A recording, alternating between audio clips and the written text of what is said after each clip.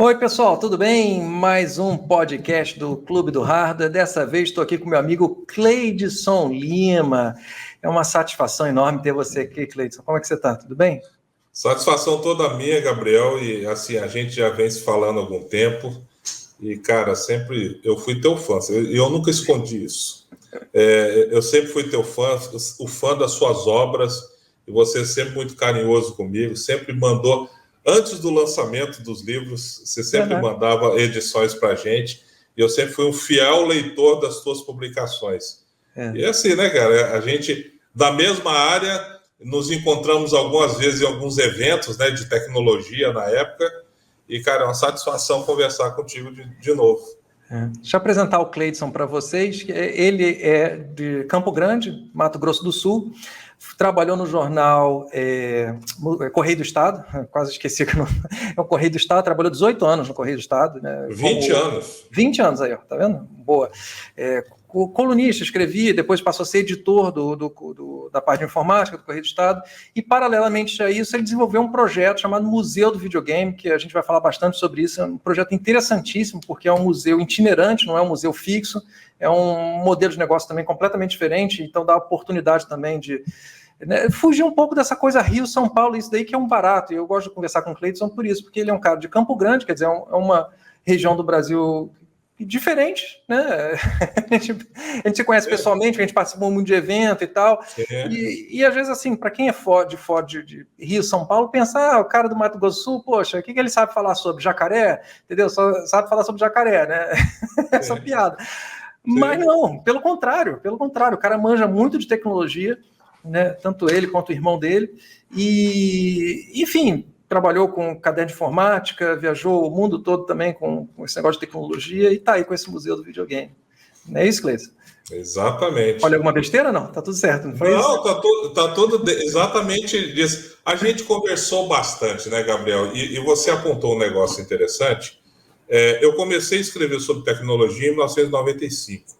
Antes do Correio do Estado, existia um jornal chamado Diário da Serra, lá de Mato Grosso do Sul. Eu falo lá porque eu estou nesse momento em Aracaju, tá? Em Sergipe. Lá em Campo Grande, Diário da Serra, a gente fez um trabalho que na época era tudo novo.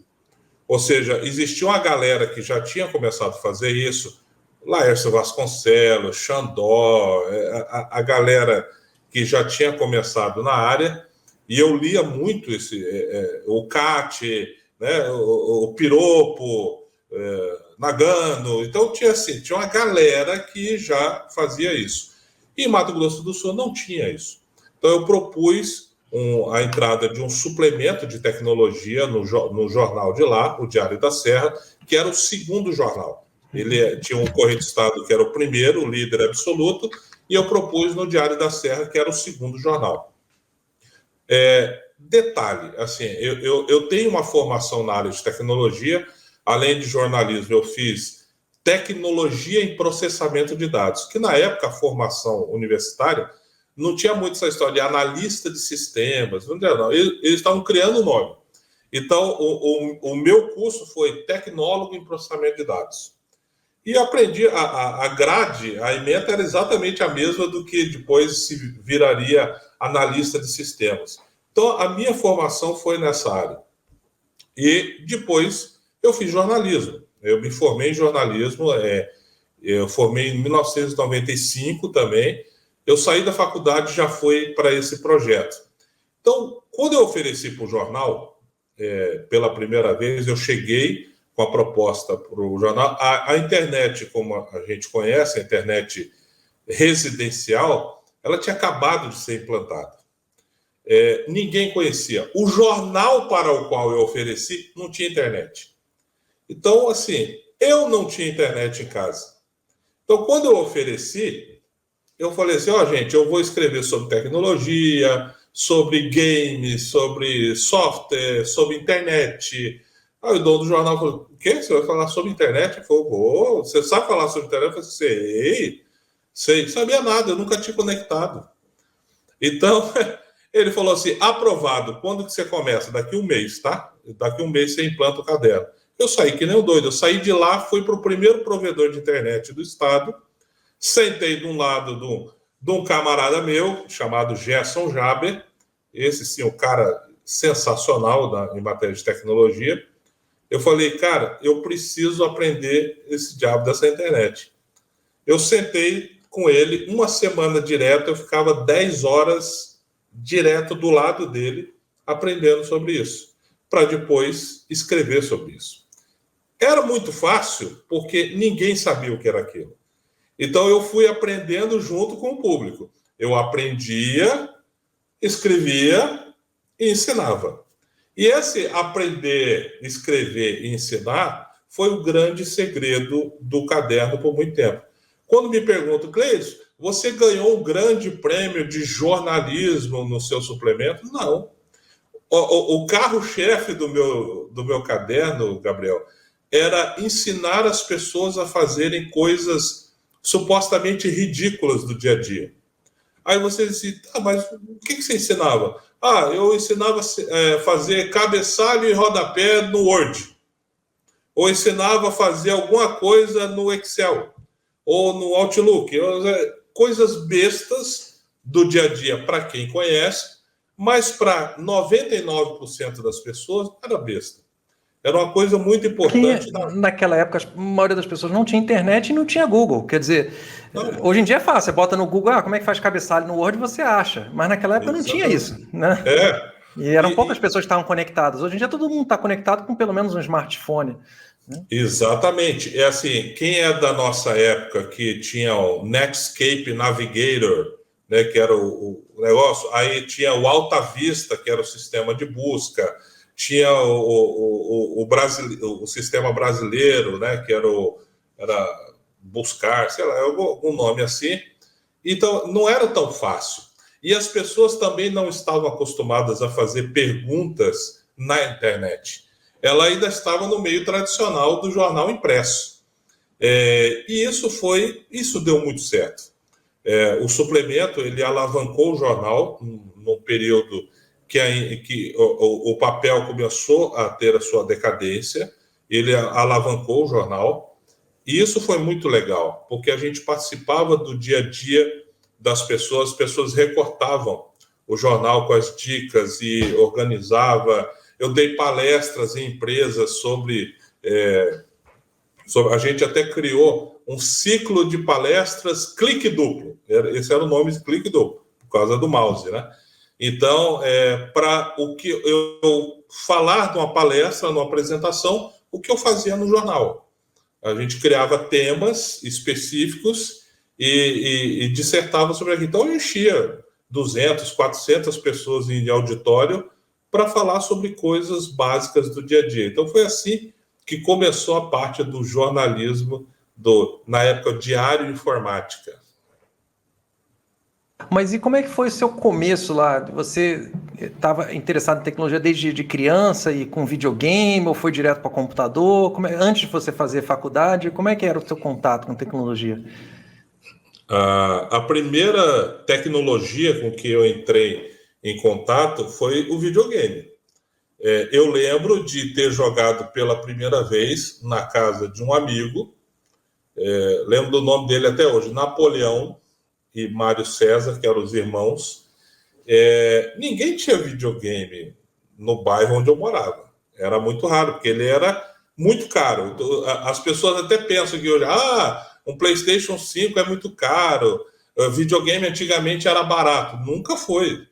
Nunca foi. Uma memória seletiva, porque pensa, o videogame antigamente é barato pelo preço que o videogame antigo é hoje, né? De repente, né? Ou que já foi uma época quando outras gerações surgiam e aquele antigo ficava baratinho, né? Mas eu lembro que era caro. Eu tive o Odyssey, eu não tive Atari. Meu videogame era Odyssey porque lá em casa era muito... Essa é uma coisa que eu nunca falei aqui do podcast, mas lá em casa minha mãe sempre comprava as coisas de segunda linha, alternativas, entendeu? Tipo, meus colegas na escola tinham Caloi, eu tinha Monarch, entendeu?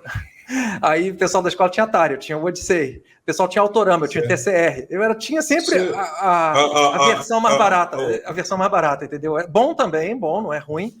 Sim. Mas a versão mais barata. Hoje, olhando para trás, eu vejo que, poxa, o Odyssey, em termos de tecnologia, era muito inferior ao Atari, mas eu gostava, eu brincava da mesma forma. Se eu tivesse o Odyssey ou o Atari, para mim não ia fazer diferença. Exatamente. Então, nessa época, Gabriel, todos os meninos da rua iam para a casa deles. Por quê? Ele tinha lá um telejogo Philco Ford de 1977. Foi o primeiro videogame fabricado no Brasil, em escala, né? Então, todo mundo chegava lá, era uma versão de 3 jogos, tipo Pong, né? Pum, pum, pum, pum, pum. Eu achei aquilo sensacional. Eu falei assim, nossa, incrível, né, cara? Quando eu vi um telejogo incrível. Philco, também eu devia ter, sei lá, 5 ou 6 anos de idade, quando eu vi um telejogo Philco, e eu achei aquilo, cara, que legal.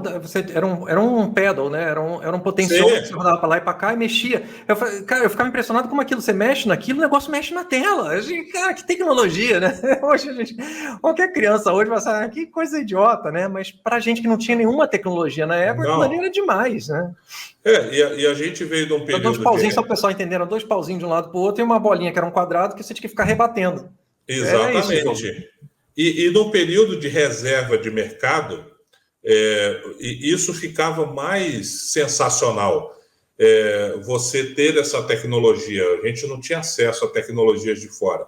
Depois desse telejogo, eu também, na casa de um outro amigo, eu conheci o Atari, que foi uma coisa absurda para mim. Meu pai não tinha dinheiro para comprar Atari, não tinha dinheiro para comprar tudo. Eu só fui ter meu primeiro videogame, que era um CCE Super Game VG 2800. Ele é de 1984. Ele custava metade do preço de um Atari da Polivox, por exemplo, um Atari original. O da CCE era um clone, que rodava todos os cartuchos do Atari normalmente. Era o que meu pai podia pagar, era o que meu pai podia dar, com muito esforço. Foi parcelado em trocentas vezes, num período que a inflação chegava até 90% ao mês. Então, assim, sempre foi com muito esforço. E ele está lá no museu, para você ter ideia. Para mim, ele é o elemento mais importante daquela coleção toda. Eu tenho mais de 600 videogames hoje em dia, e para mim ele é o mais importante de todos. Então, o que me levou para a tecnologia? Eu atribuo ao videogame. Porque depois que eu conheci o Atari, só para as pessoas entenderem um pouco de história, lá nos Estados Unidos, ou seja, em 1984 eu fui ter meu primeiro videogame. Em 1983, nos Estados Unidos, já tinha tido o crash dos videogames. Para as pessoas que não conhecem entenderem um pouco, lançou-se tantos jogos ruins para o Atari, para a plataforma Atari, que chegou a um ponto que quebrou a indústria. Porque muita gente acha que videogame é só o aparelho. Não é. O que movimenta o mercado é jogo. Quanto mais jogos interessantes você tiver, mais o mercado se movimenta. E chegou um momento que não tinha mais jogo interessante. Então, os videogames afundaram a ponto de ter um crash na indústria, não se vendia mais videogame, e, ao mesmo tempo, começou o mercado de computador nos Estados Unidos. Aí começaram, na época, você tinha a tecnologia que os MSX, você tinha uns padrões que vinham lá da Europa, os ZX Spectrum, você tinha o início até computadores da Atari, então por aí foi. Então, assim, o público norte-americano começou a preferir computador. E isso, embora no Brasil não tenha se refletido fortemente, por conta da nossa reserva de mercado, aos poucos a gente começou também a imitar um pouco isso. Então, você tinha o TK90X, o TK85, o TK82, o MSX da Gradiente, você tinha o CP500, você tinha o CP200, 300, eram computadores. Então, naturalmente, eu que vim do videogame, eu comecei a entrar nesse mundo do computador. Então, em 1985, eu comecei a fazer curso de informática de BASIC, DBasic, COBOL, Fortran, Assembler, todas essas linguagens que eu nem sei se usam isso hoje em dia, tá, Gabriel? Mas eu comecei com essa base de programação na época e cheguei a fazer jogo, programinhas, aquela coisa toda. Então, grande parte do responsável pelo meu gosto pela tecnologia foi exatamente o videogame juntamente com os computadores da época. Aí você entrou para a faculdade, mas você tinha... Porque é interessante, né, teu caminho. Você fez faculdade de informática e depois emendou com jornalismo, quis ser mais por esse caminho, mas isso foi uma coisa planejada ou a coisa foi acontecendo naturalmente, né? Ou você queria trabalhar com informática? Como é que era isso? Você queria, não, eu quero fazer faculdade para trabalhar como programador? Ou fez, eu gosto disso, vou fazer e ver que dá? Foi uma, digamos assim, uma consequência. Na época, quando eu fiz processamento de dados, não existia um equivalente na Federal, na Universidade Federal de Mato Grosso do Sul, não existia um curso de tecnologia equivalente. Então, não tinha uma opção de análise de sistema ou qualquer coisa assim. Então, o único curso, na época, na minha cidade, era de uma universidade, se chamava CESUP, Centro de Ensino Técnico, Centro de Ensino Superior de Mato Grosso do Sul, e eu falei, eu quero fazer isso. E aí eu entrei nessa faculdade de processamento de dados. O problema disso, a minha família não tinha condição para isso. Então eu teria que trabalhar, aquela coisa toda para poder sustentar o meu trabalho. O problema é que essa era uma faculdade de manhã e à tarde. A minha única opção de trabalho, para quem na época fazia essa área de tecnologia, era trabalhar à noite no Banco do Brasil, no setor que chamavam SESEC, eu não sei se nos outros lugares do Brasil se chamava assim também. Então você tinha que fazer trabalho de digitador, programador, qualquer coisa dessa à noite. Rapaz, isso quebrava qualquer um. Então, assim, você estudava de manhã e à tarde, à noite, né? E no outro dia era a mesma coisa. Só que, coincidentemente, assim, eu sempre fui muito comunicativo. Eu sempre gostei de escrever, de conversar, de tudo mais. Aí, o que as pessoas sugerem quando a pessoa sabe conversar, escrever? Né? Faz jornalismo. E tinha acabado de começar a faculdade de jornalismo na Universidade Federal de Mato Grosso do Sul. Eu sou da segunda turma da universidade. Então, surgiu a primeira turma quando eu já estava fazendo processamento de dados e logo no ano seguinte eu entrei na UFMS em jornalismo. Então, eu acabei levando essa faculdade junto. E foi muito bacana, assim, porque eu acabei descobrindo que eu não gostava ou eu não queria trabalhar diretamente com a tecnologia. Eu queria falar sobre ela. Eu queria, pegar os feitos prontos, as ideias que já foram construídas e prontas para o público consumir, eu queria falar sobre aquilo. E, cara, adorei. Foi um negócio muito bacana exatamente por isso. Eu sempre tive o privilégio. Logo que eu entrei na faculdade, 6 meses depois eu já estava estagiando no Sebrae, né, e foi uma empresa que me abriu muito o leque, porque eles investiam muito em matéria de cursos e tudo mais. Então eu fiz cursos no Sebrae como funcionário, estagiário e depois funcionário, que na época poucos fariam. Então tinha curso desde CorelDRAW, Photoshop. Ninguém sabe o que era isso, gente. Né? Antes de ter o pacote Office da Microsoft, você tinha o Lotus. Lembra? Lotus 1, 2, 3. Eu fiz curso disso. Fiz curso de DOS, de Windows 3.1, 3.11. Então, eu tive o privilégio de aprender tudo isso. E o que eles descobriram, assim, à medida que eu aprendia, eu tinha facilidade de ensinar outros. Aí a pessoa, Cleiton, você podia dar aula. Eu falei, não tenho paciência para dar aula. Mas eu posso escrever sobre isso. E deu certo. Eu começava a me expressar por meio de texto, ensinando as pessoas aqueles determinados objetivos que eu queria.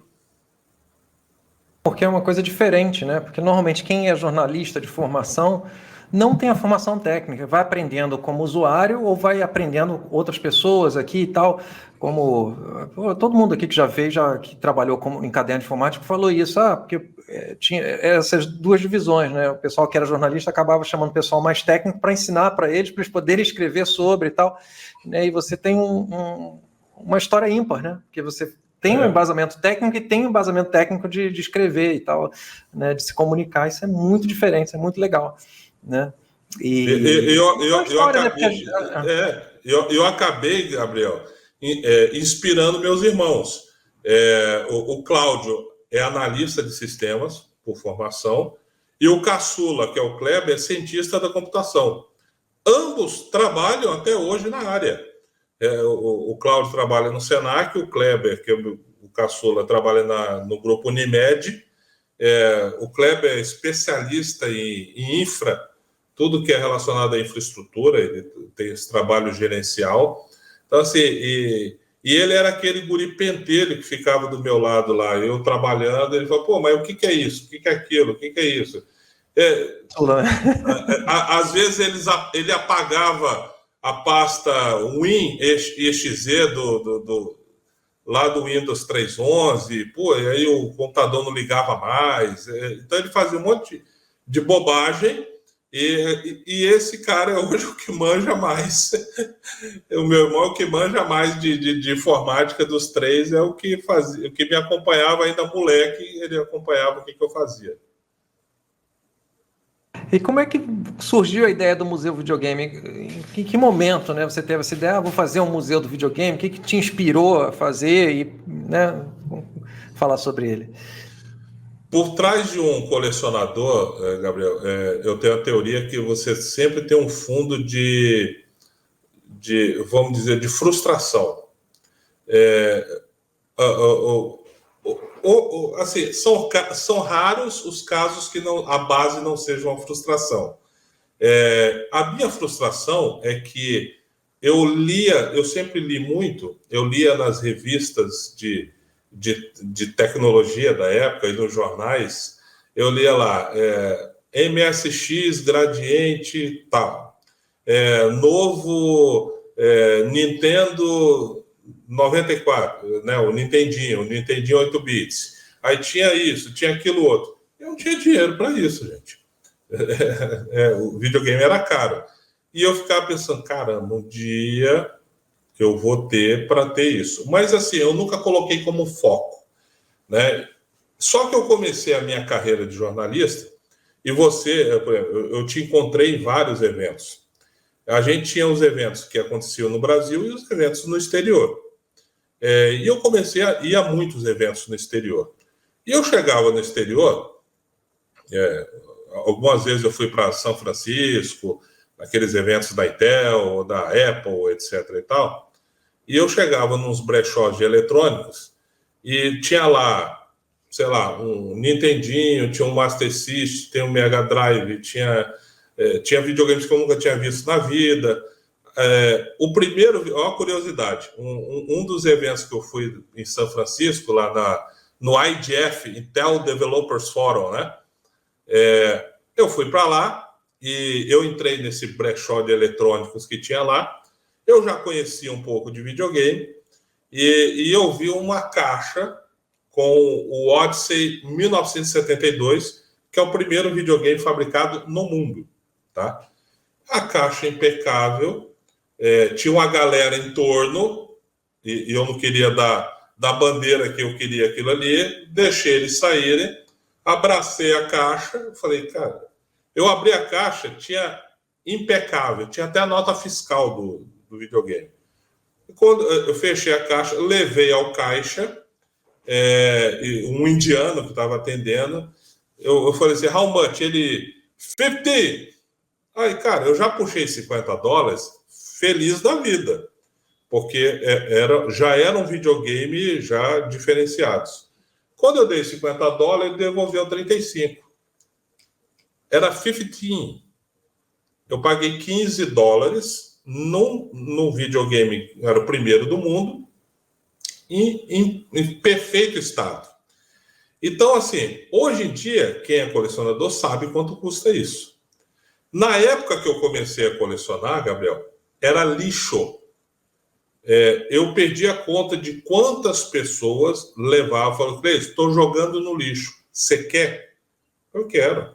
Aí você chegava lá, tinha um Mega Drive, tinha um Dreamcast, tinha um Master System, tinha um Super Nintendo, tinha vários videogames com caixa, com tudo, que ia para o lixo. E eu era o lixeiro da história, né? Só que isso mudou dos últimos 10, 15 anos. O retrô ficou cult, né? O retrô ficou chique. E não só nos videogames. Se você pegar móveis, antigamente tinha-se a radiola, né? Que é os aparelhos de som com móvel e tudo mais. Aquilo ali você achava em lixo. Qualquer moveleiro, você dava R$50, você comprava aquilo. Hoje eles custam 15 mil, 20 mil. Então, essa cultura da valorização do antigo, do retrô, que agora foi para tudo.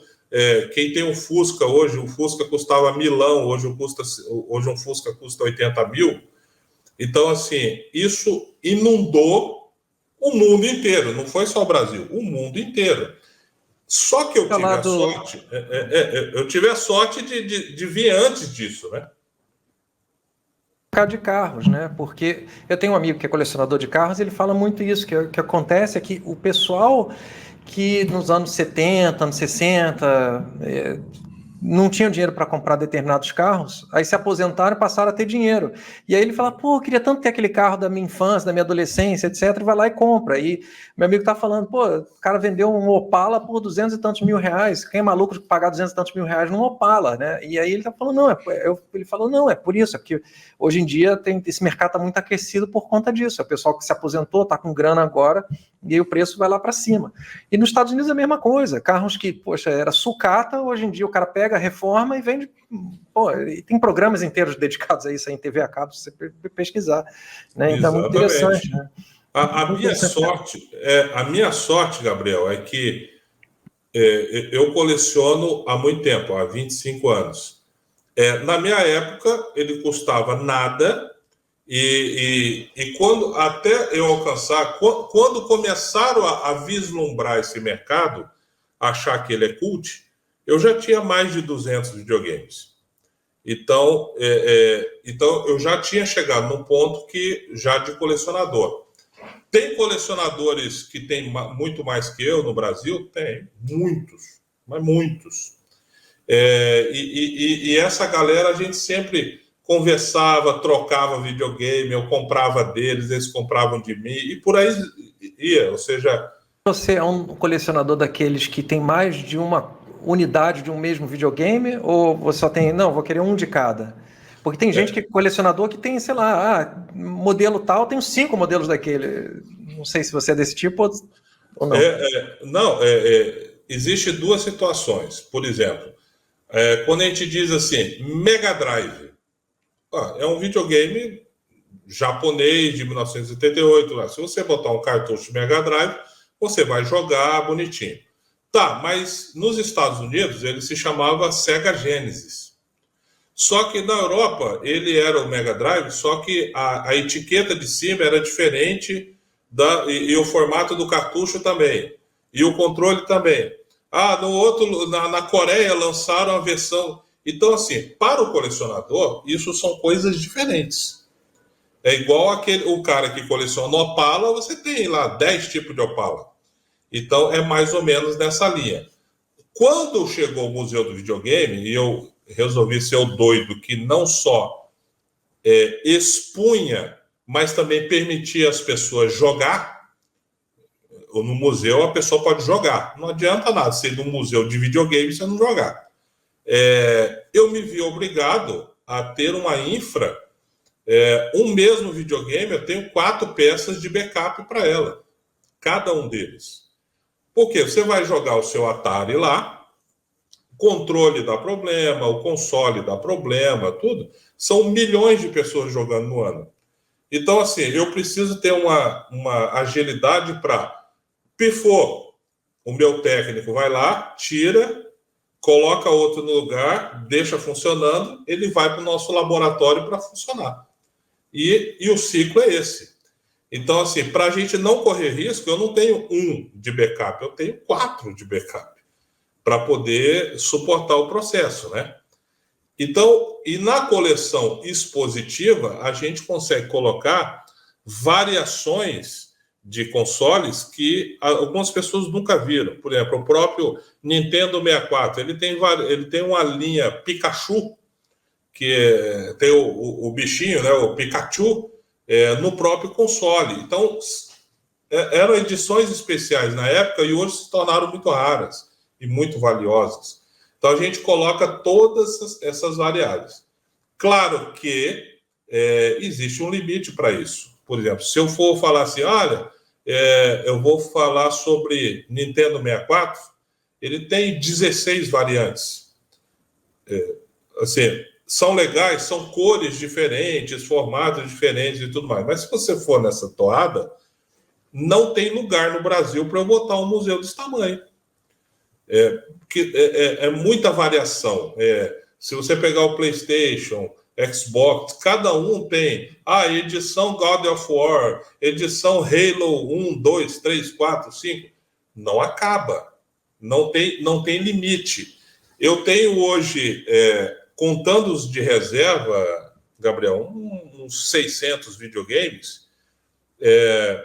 Já a maior carreta disponível no país, baú, está comigo. Ela fecha a porta faltando 1 metro de carga. Se eu inventar de colocar mais videogames, eu não tenho onde transportar. Eu teria que transportar em 2 carretas. Aí a logística já fica mais complicada. Então, assim, a gente tem que até dosar como vai crescer para poder continuar atendendo essa itinerância que a gente se propôs. Vamos dar um passo para trás, então. E qual o momento que você decidiu começar a expor a sua coleção e criar realmente um museu? Né? E por que esse formato itinerante, não um formato fixo? Vamos conversar por aí. Foi uma questão interessante. Quando eu comecei a colecionar, eu falei para minha esposa, eu disse assim, Jana, eu queria comprar um Atari, um Odyssey, uma coisa assim. São coisas que eu queria, eu gostava, né? Eu queria, né? Continuar. Ela, claro, compra. É bom você ter seu Atarizinho aí e tudo mais, né? Aí eu comprei, ganhei. Aí os amigos começaram, não, Cleide, você tem aí, tô te levando aí videogame. Quando eu pisquei, tinha 200 videogames em casa. E assim, a minha casa não era grande. A casa pequena, ou seja, era eu, minha esposa e não tinha nem nascido minha filha ainda. A Lara hoje está com 19 anos, não tinha nem nascido. Eu comecei a pendurar os videogames como fossem quadros na casa. Não tinha prateleira para eles. Chegou um ponto que só não tinha videogame no banheiro e na cozinha. Na casa inteira tinha videogame. E minha esposa um dia ficou puta da vida e falou assim,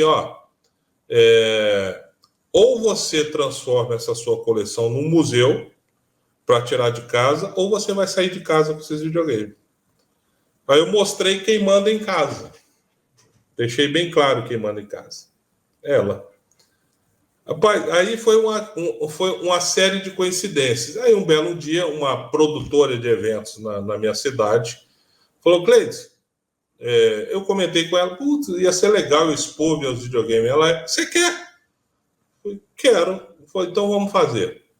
Ela pegou tinha um shopping lá da minha cidade, aprontamos uma exposição com o que eu tinha na época de videogame, sem experiência nenhuma de evento.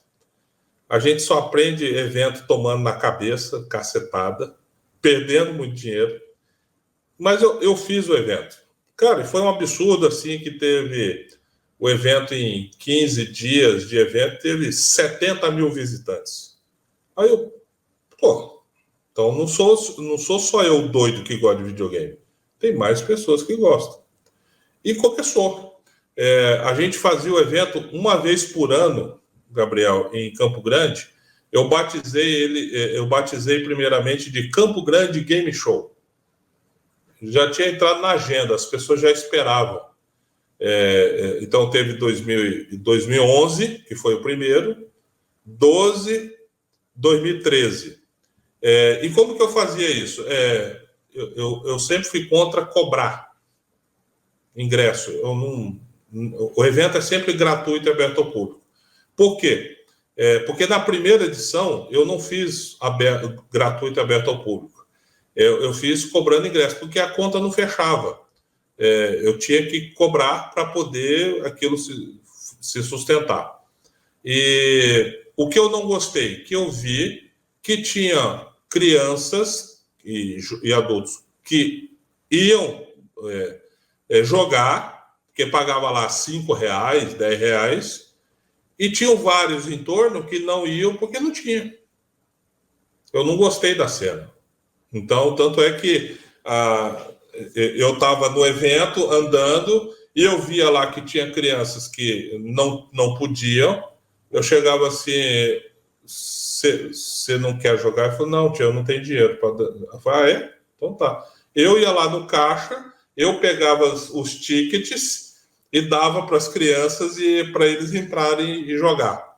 E aí quem estava produzindo o evento falou, se você fizer isso, não vai fechar a conta, você vai se lascar. Eu falei, não, cara, mas eu não posso ter isso aí, não. A partir do segundo, eu já fiz isso, eu botei a conta para os outros pagarem. Então, quem já pagava era o shopping, os patrocinadores, na época o Senac, Sesc, etc. Eles pagavam a conta, eu não cobrava a bilheteria e todo mundo participava. Se é rico, se é pobre, não interessa. E eu adorei o formato. Aí, a partir do segundo, já foram 100 e tantas mil pessoas, no mesmo período. No terceiro, aumentou ainda mais. No terceiro, houve um encontro do destino, faltando um mês para eu fazer o evento, de 2014, faltando um mês. Todos os patrocinadores se retiraram. Todos, faltando um mês. Por quê? Praticamente todos os meus patrocinadores eram de um órgão só. E mudou presidência, mudou aquelas coisas todas. O que entrou falou assim, não vou patrocinar nada, não. Aí eu falei, cara, lascou. Então, assim, não vai ter evento. Eu não vou sacrificar o dinheiro meu, minhas reservas e tudo mais, para divertir os outros. Não vamos fazer. Eu cheguei para minha esposa e avisei, não vai ter evento. Ela, tá bom, então não vamos fazer. Eu fui para um evento da Intel em Florianópolis, ela foi para um evento em Brasília de mestrado e tudo certo. Cada um, eu como editor de jornal, ela como trabalhando na universidade e tudo mais. Tá bom. Cheguei lá em Florianópolis, Gabriel, eu sentei, eu ficava mostrando para as pessoas no celular, olha aqui minha coleção, o evento que eu faço e tudo mais, aquela coisa toda. Eu acho que eu fazia isso com você também, eu mostrava meus videogames para você e tudo mais. E eu sentei de um lado de um gringo, na vanzinha que tinha lá para os jornalistas, e o gringo olhou assim, posso ver?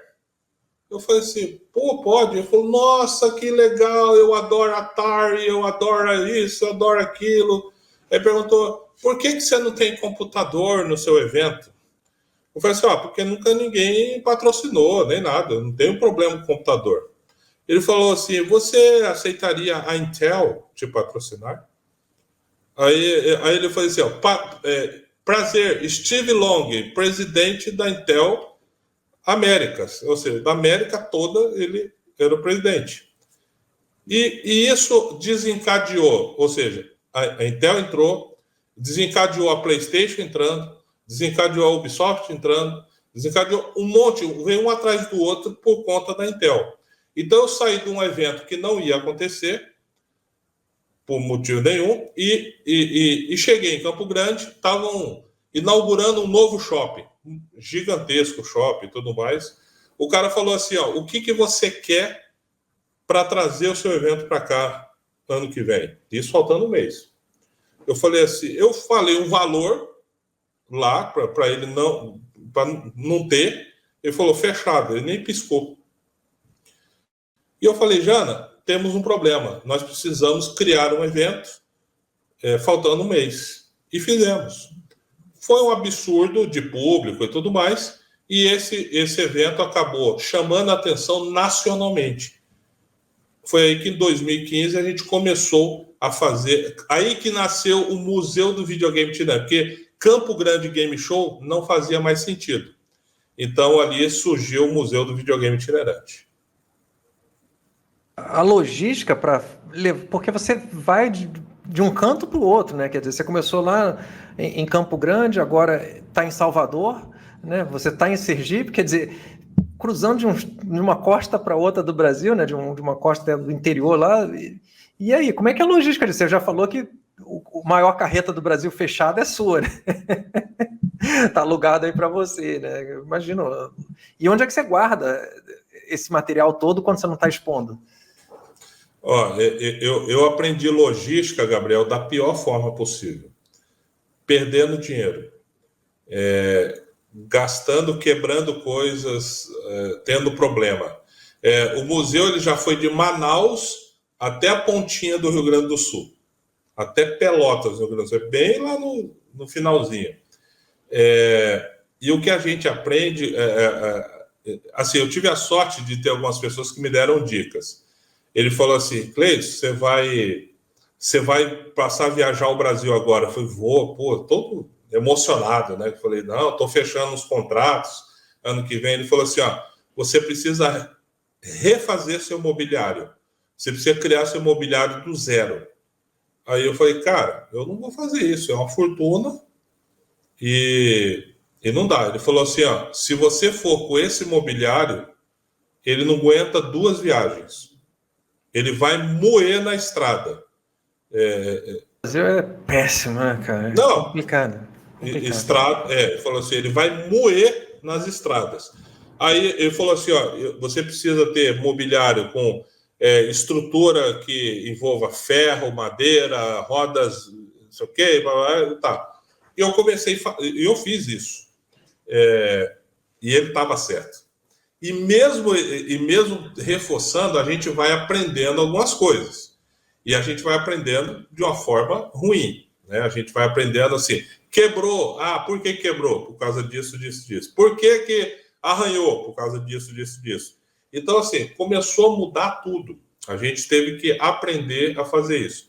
E a gente, até hoje, está aprendendo. Muita coisa, a gente vai mudando, processos e tudo mais. Em 2016, Gabriel, a gente foi escolhido. Em 2014, a gente foi eleito o museu mais criativo do país pelo Ministério da Cultura. Em 2016, a gente foi escolhido para representar o Brasil no maior encontro mundial de museus na França. O cara do Louvre, ele foi dar uma palestra. Ele citou a gente como exemplo do que é ser um museu itinerante. Porque se você colocar o Brasil assim, ele é maior do que toda a parte oeste da Europa. Da pontinha de Portugal, a gente chega até ali na Rússia, com o tamanho do Brasil. Então ele falou, como que um museu cheio de itens, e videogame, é muito específico, consegue fazer uma logística dessa, ser itinerante, gratuito e interativo, que são desafios diferentes. E você vai para lugares que não é um lugarzinho planejado. Cada um tem um formato, um tamanho, tem tudo, tem de tudo. E a gente acabou sendo o case do cara lá do Louvre. E é exatamente isso, é um desafio. Pra você ter ideia, quando a gente foi para Manaus, a carreta fica 7 dias indo e 7 dias voltando de Belém para Manaus, numa balsa sobre o Rio Amazonas. Assim, a gente foi num período que a gente teve sorte que não tinha tanta chuva, que aí o rio fica igual um mar revolto. Imagina, e o mais engraçado, a gente tem que rezar também, né? Você tem que ter fé. porque quando a gente mandou a carreta, uma semana antes, ou uma semana, 2, 3 dias antes, uma balsa tinha virado com 2 carretas de uma fabricante de celular que tinha lá na Zona Franca de Manaus, perda total. Centenas, milhares de celulares com carreta e tudo foi para debaixo do Rio Amazonas. Imagina como que eu estava, né? Afundou, tchau, o museu, né? Não tinha... tem seguro? Tem seguro, mas o seguro é só uma forma... O seguro é numerário, você vai receber o dinheiro, mas e aí? Repor essa coleção é praticamente impossível. Não tem como repor. A coleção são 25 anos garimpando, então não tem como repor de um dia para o outro. Então, a logística hoje eu tento primeiro ajustar a logística de forma que, se eu estou em São Paulo, a próximo destino é Rio, depois é Belo Horizonte, depois... vamos para o Nordeste? Então, assim, o espaço é maior, eu já dou lá um gap de uns 10 dias, não precisa de 10 dias para chegar no Nordeste, mas eu já deixo um lastro para chegar tranquilo, aí eu faço Aracaju, Fortaleza, Recife, Belém, São Luís, Teresina. Então a gente vai fazendo para não ter tantos deslocamentos, porque senão fica caro e ineficiente, né? A gente fica passeando pelo Brasil de forma a esmo, né? Então o desafio da logística é exatamente esse: é você transportar o museu com segurança e de que forma que ele continue funcionando onde ele chega.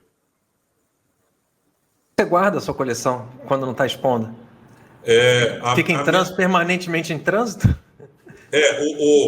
O cenário ideal é o permanentemente em trânsito. Esse é o cenário ideal. Você vai trocando, você troca o pneu enquanto está rodando. Esse é o cenário ideal. Só que quando não está com esse cenário ideal, chega esse fim de ano, se a gente não fecha o final do ano, a gente utiliza esse time para manutenção e atualização do museu. Então, minha base é São Paulo. Então, eu tenho um depósito em São Paulo, que a gente utiliza não só para guardar, mas também para rever itens. Que aí você vai trocar madeira, isso aqui, adesivação... atualizar, colocar mais videogames e tudo mais. Então, a minha base é São Paulo, porque facilita pela logística, né? De quantas cidades diferentes já foi? A gente já passou por 19 estados, além de Paris e Londres, né? Nós fizemos esses 2. Nesses 19 estados, eu acho que já nos últimos 12 anos, a gente faz uma média de uns 8, 10 por ano. Teve ano que teve 14 e teve ano que teve 8. Então, você pegar uma média aí, sei lá, de 10 por ano, a gente já passou por umas 120 cidades, mais ou menos. Legal. Mas então faltam ainda. Tem estado que você nunca foi. Não, tem estado... Por exemplo, meu sonho... eu sou acriano. Eu nasci em Rio Branco, no Acre. Nunca fui com o museu para Rio Branco, no Acre. Nunca fui para Roraima. Nunca fui para o Amapá. Tocantins, nunca fui. Santa Catarina, nunca fui. Paraíba, nunca fui. Rio Grande do Norte, nunca fui. Então, tem muito lugar para desbravar ainda. Então, você não tem ido para o Rio Grande do Norte nem para Paraíba, você já correu o Nordeste todo, né? Praticamente todo. Então, assim, não deu certo de ir nem para o Rio Grande do Norte, nem para Paraíba, mas os demais estados, por exemplo, Recife, 4 vezes, Ceará, 5 vezes, São Luís está indo para a 3ª vez. Então, assim, por onde a gente passa, a gente sempre deixa muitos fãs. Às vezes o desafio é ir a primeira vez, que depois que conhecem, que gostam, aí realmente a gente acaba voltando mais vezes. De transportar a coleção para Paris e para Londres? A gente teve que fazer, primeiro, uma versão reduzida, porque a gente descobriu isso também, esse trâmite a gente acabou descobrindo de forma em cima da hora. Eles queriam que levasse o museu inteiro. Só que a gente descobre que, do ponto de vista alfandegário e tudo mais, para eu levar um museu para a Europa, eu preciso fazer uma parceria com outro museu. Eu não posso simplesmente chegar lá assim, olha, eu trouxe o meu museu para cá, vou sair fazendo uma turnê pelo meu... Não, você tem que se aliar ao museu X ou YZ, e isso com meses de antecedência, é um processo burocrático, e aí você pode fazer as exposições, aquela coisa toda. Então é um processo demorado e que tem muito tempo para planejar.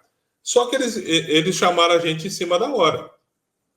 Aí ele falou assim, não dá tempo, não dá para fazer isso aí. Ele falou assim, o que dá para fazer? Dá para fazer uma exposição pocket, alguma coisa assim, alguns elementos. E fomos. E assim, você coloca dentro... só que eu quero, futuramente, fazer exposição realmente com o museu completo. Aí vai ser algo programado, provavelmente a gente faz por frete aéreo, porque se for por frete marítimo, você fica 20 dias no mar, depois mais 20 dias voltando, aquela coisa, então não dá. Então a gente faz todo um processo planejado para fazer. Eu tenho muita vontade de fazer Portugal, né, fazer algo que una a história de Portugal com a história do videogame também no Brasil, e juntar as outras. A Europa foi muito rica na questão do videogame. Não tão rica quanto o Japão e Estados Unidos, mas também teve uma história bem bacana com os videogames. Os itens mais, vamos dizer assim, diferentes que você tem no seu museu, aquela coisa assim, poxa, aquela mosca branca, aquele elefante branco, aquela coisa que pouca gente conhece, que você tem orgulho de ter, né, exposto. Tem muita coisa, Gabriel, tem muita coisa que é considerado mosca branca. Mas olha que interessante, as moscas brancas não são os que mais chamam a atenção no museu. Por incrível que pareça... chama atenção de colecionador, mas não necessariamente do cara que quer jogar, né? O cara quer jogar aquele... lembra jogar como é que jogava River Raid ou Pitfall, alguma coisa assim. Exatamente. Se você chega no evento, o pessoal está atrás do Atari, está atrás do Super Nintendo, do Mega Drive, do PlayStation 1, de videogames que são comuns para a maioria das pessoas. Porque ele não está em busca do aparelho. Ele está em busca de memória afetiva. Então, ele lembra que ele jogava com o pai, com o irmão, com a gurizada do bairro dele, aquela coisa toda. Agora, tem videogames lá, por exemplo, Super Nintendo Hotel Box. É um videogame gigante que só foi lançado no Japão para hotéis no Japão, onde você botava uma moedinha ali para você jogar jogos do Super Nintendo. Então, isso aí, você fala assim, onde era vendido? Em canto nenhum. Precisou o hotel ser modernizado, modificado, os caras foram lá, pegaram como sucata e venderam aquilo ali. Então, você tem algumas unidades no mundo para aquilo lá. Eu tenho videogames lá que eram protótipos, nunca foram lançados. Então, assim, aí você pensa, o visitante... acha legal, acha curioso, mas para ele, né, assim, não é o principal. Ele está procurando aquilo que fazia sentido na infância dele, né? Então, isso aí, claro, aí os pesquisadores, os colecionadores vão lá para fazer, nossa, isso aqui eu nunca ouvi falar, aquela coisa toda. A gente agrada um pouco o ego, né? Porque, nossa, eu tenho uma coisa bacana assim. Mas, do ponto de vista de interesse, os mais comuns sempre são os que chamam mais atenção. A gente está gravando esse podcast em outubro de 2023. Quais são as próximas paradas do museu? Depois de Salvador, para onde vai? Qual vai ser o roteiro? Então, a gente agora, ele termina em outubro agora. O museu entra no modo de reforma e atualização. E a partir de janeiro ele já começa em Aracaju. Ele em janeiro começa em Aracaju. Aí teremos em 2024 os previstos, teremos Juiz de Fora, São José dos Campos, teremos Porto Velho em Rondônia, São Bernardo do Campo, vamos ter São Luís do Maranhão, Teresina, Fortaleza, Salvador, e por aí vai. Tem outros que estão em fechamento, né, que é no processo de formalização, mas sim, a nossa previsão é ter pelo menos 12 eventos no próximo ano. E, Cleison, o que você gosta de fazer fora jogar videogame? Quais são? Você tem hobby? Você gosta de fazer alguma coisa sem ser videogame? Então, hoje em dia, Gabriel, o que eu sempre gostei de fazer, jogar vôlei. Só que eu joguei, inclusive, profissionalmente. Então, eu jogava vôlei, né? Eu sempre gostei de esporte. Esporte real mesmo, não o e-esporte. Não, é esporte mesmo. Hoje em dia, eu estou com 51 anos, algumas lesões, até por conta do vôlei, e eu não tenho mais peso nem idade ainda para voltar a jogar vôlei. Mas adoraria voltar a jogar, e reconheço que eu preciso voltar a ter atividade física para poder voltar a ter saúde, aquela coisa toda. Então, se você me perguntar o que eu gosto, cara, adoro assistir jogos. Jogo de quê? De tudo. Se você... Um dos períodos que eu mais gosto são Olimpíadas. E pode ser Olimpíada normal, Olimpíada de inverno, Olimpíada que você quiser. Eu falo assim, eu gosto de curling, aqueles... Né, que joga... Engraçado, que para mim aquele é o mais engraçado, o cara enxugando gelo, cara. Eu rolo de rir com aquilo. Eu adoro. Arco e flecha, dardo, sei lá. As minhas filhas ficam me olhando e falam assim, pai, eu não acredito que você está olhando. O que é isso? Os caras estão subindo na árvore. Pô, tem uma Olimpíada de lenhadores. Os caras correm para subir na árvore. Então, eu adoro assistir competições de tudo. De tudo. Então, assim... Uma competição dessa, rapaz, que tinha na televisão, que era coisa assim, de carregar barril, puxar caminhão, um negócio muito engraçado. Mas é engraçado, porque eu zapeando no canal, eu morava nos Estados Unidos nessa época, eu falava, o que é isso? Aí parava pra ficar vendo, eu achava aquilo engraçado, os caras cortando tora e carrega a tora para um lado, carrega barris pro outro lado, um negócio muito doido. Então, assim, eu sempre gostei de esportes, de todos. Todos. Então, isso aí foi meio que uma herança do meu pai. Meu pai também era doido por isso. Então, isso é algo que me diverte bastante. E outra coisa que eu gosto, eu acho legal, e isso a minha caçula, a Luísa, ela pegou um pouco. A minha primeira profissão, o meu primeiro trabalho, Gabriel, foi como desenhista. Eu era desenhista. Então, só que eu era desenhista da época analógica ainda. Era papel, tinha papel, caneta, lápis, tinta, não tinha computador. Só que hoje em dia você tem todos os recursos, né, para desenhar aquela coisa. A minha caçula desenha absolutamente bem. Desenha muito melhor do que quando eu desenhava. Então, assim... E eu estou voltando a essa história de desenhar, mas só que no meio digital, né? Tem um tablet aqui, com todas as ferramentas. Estou voltando a desenhar um pouco.